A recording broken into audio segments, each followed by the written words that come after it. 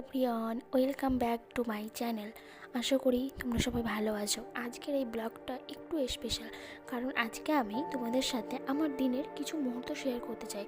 যদি ব্লগ ভালো লাগে তাহলে অবশ্যই লাইক দেবে, কমেন্ট করবে, আর নতুন হলে সাবস্ক্রাইব করতে ভুলবে না। দিনের ব্যস্ত লাইফে আমরা অনেক সময় ছোট ছোট মুহূর্তগুলো উপভোগ করতে ভুলে যাই।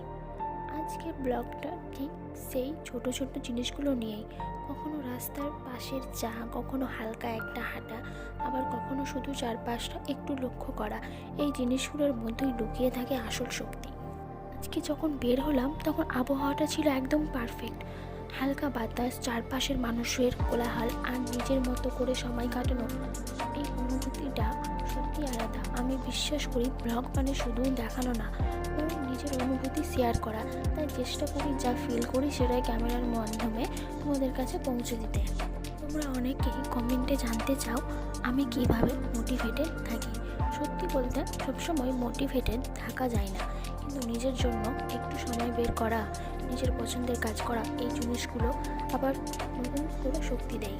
যদি তোমরাও লাইফে একটু স্ট্রেস ফিল করো তাহলে আজই নিজের জন্য 10 মিনিট সময় বের করো। মোবাইলটা পাশে রেখে চারপাশটা একটু দেখো, বিশ্বাস করো মন হালকা লাগবে। কিছু সময় নিজের জন্য বের করো, সব কিছুর মাঝে সবার জন্য ঘুরতে ঘুরতে নিজেকে ভুলে যেও না। মাঝে মাঝে থেমে গিয়ে নিজেকে প্রশ্ন করো, এই মুহূর্তে আমি কি চাই, আমি কি করলে ভালো লাগবে। চারপাশে মানুষ, গাড়ির শব্দ, আর নিজের ভেতরের চিন্তাগুলো সব মিলিয়েই আজকের এই সময়টা। ক্যামেরা অন করা মানেই পারফেক্ট শট না, কখনো কখনো রিয়েল থাকাটাই আসল। আমি শিখেছি লাইফকে বেশি কমপ্লিকেটেড না করে সিম্পলভাবে নিতে। এক কাপ চা, একটু হাঁটা, আর নিজের মতো করে সময় কাটানো, এই জিনিসগুলোই মনটাকে আবার ঠিক করে দেয়।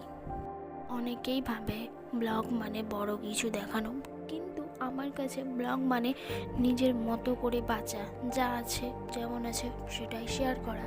এই মুহূর্তগুলো হয়তো কাল আর থাকবে না, কিন্তু এই ভিডিওটা দেখলে এই অনুভূতিটা আবার ফিরে আসবে, আর সেটাই আমার কাছে সবচেয়ে বড় ইম্পর্ট্যান্ট। প্রতিদিন আমরা কারো না কারোর জন্য দৌড়াই, কাজ, দায়িত্ব, এক্সপেকটেশন, সব কিছুর মাঝে নিজেকে কোথাও হারিয়ে ফেলি। কিন্তু প্রশ্নটা হলো, শেষ কবে নিজের কথা ভেবেছিলাম? আমরা সবাই জানি কি করা উচিত, কিন্তু ভুলে যাই আমরা কি চাই। এই ভুলে যাওয়াটাই আস্তে আস্তে আমাদের ক্লান্ত করে তোলে। শেষ কবে নিজের জন্য একটু সময় চুরি করেছি? শেষ কবে কারোর অনুমতি ছাড়াই নিজের মনটার কথা শুনেছি? সবাইকে ঠিক রাখার চেষ্টা করতে গিয়ে নিজেকে ভাঙা রেখে দিই, কিন্তু নিজের যত্ন না নিলে কোনো দায়িত্বই ঠিকভাবে বহন করা যায় না, এটা অন্তত আমি মনে করি।